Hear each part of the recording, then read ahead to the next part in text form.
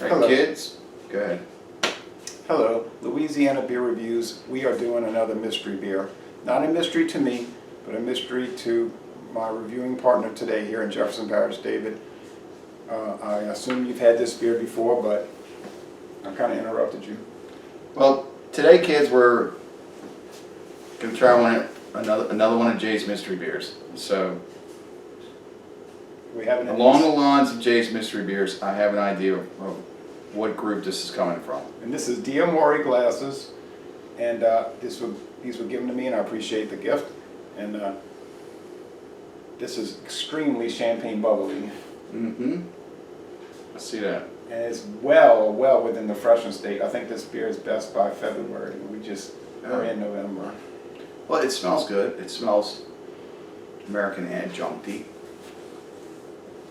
Let's see if my Is that the right direction that we're going in? American adjuncty? Yeah, I'm trying to push my stuff out the way. Okay. Yes, I think that would be a good guess. Okay. Now, Eric Frauenfelter, Thomas Metal, 75, he always says ice beers have a freezer burn taste or smell. I don't know if you know who that is, but this is not an ice beer, but Glad to hear I'm not the only one that's detected something different smelling and tasting about the ice beers, because yes, there is some kind of taste. If he calls it freezer burn, then okay. but this one is just made without the ice brewing process, you know. And I'll give you one more hint. I think that might be enough. It's 5.6% alcohol, 5.6. This is made without the ice brewing. Yeah, just water, barley malt, corn syrup, I guess the maltose dextrose brewer syrup, and probably hop extract, or it could be hops also. And it's been on the market 55 years. That's the story on it.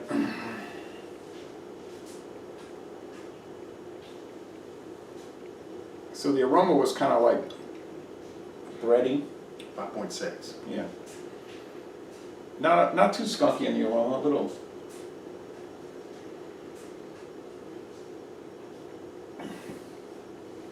You're right. It's not the ice beers. Not an ice beer. There's also a version of this beer that came out about, It's strong flavored. yeah, it came out It's about strong flavored. It's full flavored. 13 years ago. They came out with an 8.5% version of this, which to me is too heavy. This must be a hurricane.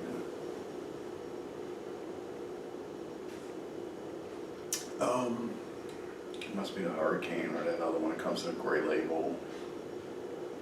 Can't think of the name of it. Well, let's see. Hurricane High Gravity is 8.2. I didn't say this was high gravity, so it's probably a hurricane. But they make different versions of that hurricane. Yeah, they make a 6%, Uh-huh. which we can't really get around here anymore, and they make that 8.2 that you see all around in the cans typically, sometimes bottles. In fact, I saw a 40-ounce bottle of Hurricane High Gravity the other day in Baton Rouge, but I didn't buy it. Oh, another hint. I bought this in Baton Rouge. Doesn't mean anything. Baton Rouge, Louisiana.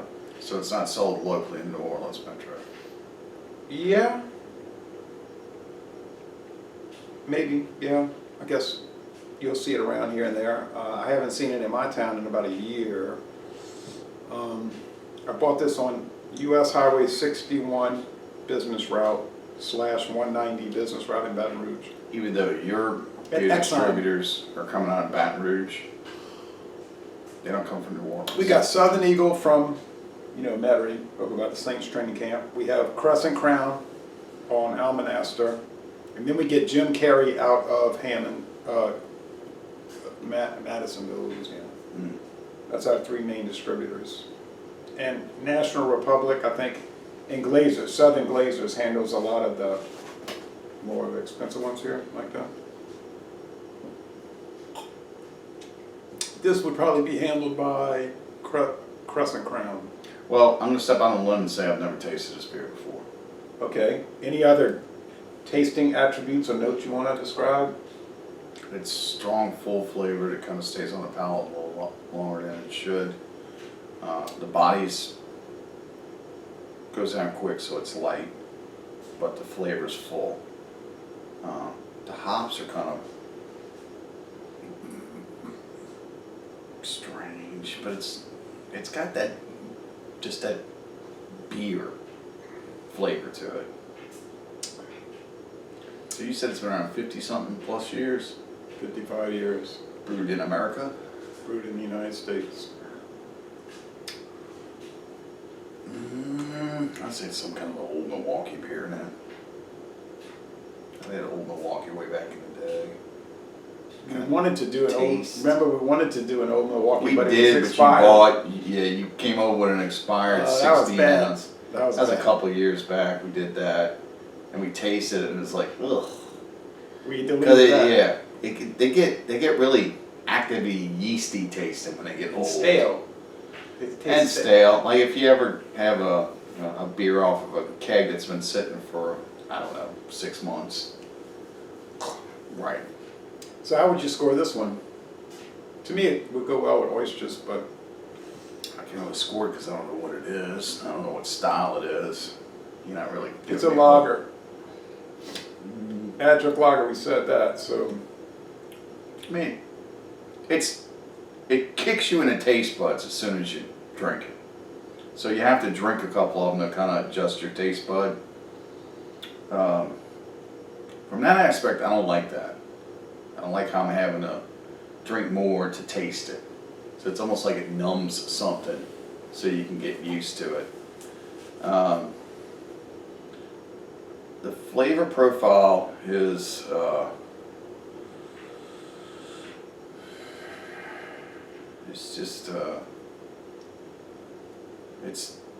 it's like an old recipe beer.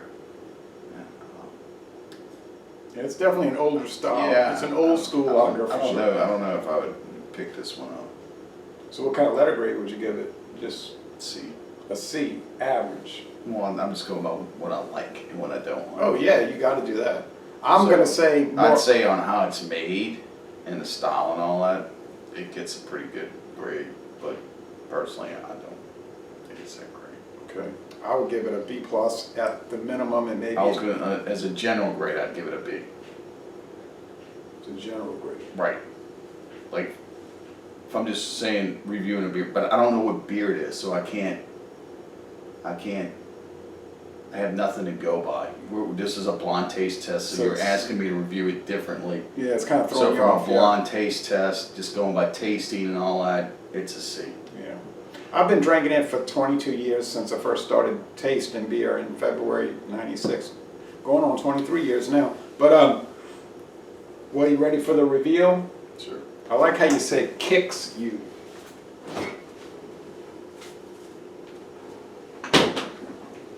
Because there's a Colt kick-in on there. Okay. Colt 45 malt liquor. Yeah, I got this one in that big 18-ounce bottle one time when I was in Luling. And This is a quart. yeah, it was not as good as the Old English. Because I bought two of them. I bought an Old English 800 18 ounce, and then I bought this one because I hadn't seen it in a great while. You will see the 18-ounce bottles here and there. Now when I was in Miami, I did come across the 8.5 high gravity one. Or the black label. Yeah. That's a knockout beer. Now, that one I did enjoy because the higher alcohol kind of did something with the flavor. Like I said, this is real punchy when you drink it, your first drink on it, and then you're gonna kind of adjust your taste buds to it. So it's a little much in that aspect. But with the higher alcohol, it kind of does something to it. And I think we've discussed this as So three things I like about what's going to make it an A. It's flavor, alcohol, and how it all marriages together. So you preferred the HG, and I have other viewers and people I talk to on Beer Talk and in the alcohol legs, they say they prefer the high gravity version. the Well, 8.5. there's low alcohol beers that I think if they raise the alcohol in it, we wouldn't get the flavor profile. But to drink a whole quart of Pilsner, the Urquell, Pilsner Urquell, yeah, which I have one in there. but to drink an entire quart of the 8.5 could be a dangerous proposition. Yeah, if you want to go to sleep and sleep all night. Yeah. I prefer the 5.6 because it's not as chewy as the 8.5. But anyway, you know, I figured this could be a good mystery beer to do. It says G. Heileman Brewing Company, Milwaukee, Wisconsin, but actually it's Pabst. Ah, so I was in the right area when I was saying Milwaukee's Yeah. best, old Milwaukee. But Colt 45 was actually introduced in Baltimore, Maryland. It was bought out by Pabst, who owns it now, and they contract with Miller to brew it. So this was brewed at brewery number 07, which is Albany, Georgia, I do believe. So January 21st, 2019 is our best by date. Well, So it's Miller brewed under the Pabst recipe, under their supervision, so to speak. But good to see it's still coming in the glass, glass, not plastic. not plastic. Yeah, Pabst refused to go with the plastic. When Miller went to plastic, they said, nah, we want glass. So Miller said, okay, but now they're in a lawsuit against each other, so we'll see what happens with that. All right, I'm saying very good. You're saying so-so. Yeah, it's so-so. All right. I know there was some bar in New Orleans that used to always have this. I can't remember the one that it was. It was kind of like one of their items, you know, Colt 45.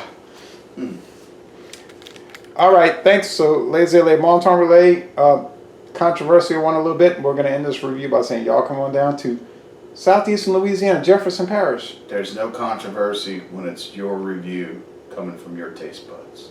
That's true. Peace.